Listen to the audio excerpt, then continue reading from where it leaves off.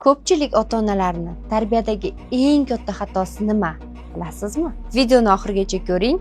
Aniq bu holat siz bilan ham bo'lgan. Biz bunaqa qilmasdik, bizda bunaqa bo'lmagan degan gaplar bilan yangi avlodni fikrlashini tushunmaymiz. Texnologiya zamonida ulg'ayotgan bolani eski mezonlar bilan tarbiyalashga harakat qilamiz va eng yomoni bolani ovozini o'chirib, o'z zamonimizni tiqishtiramiz.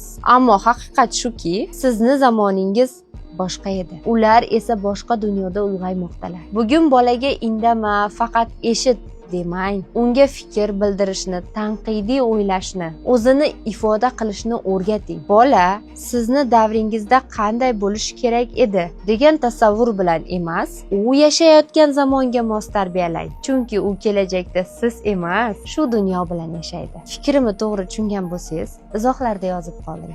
Siz nima deb o'ylaysiz? Bu videoni farzand tarbiya qilayotgan tanishlaringizga jo'natib qo'ying.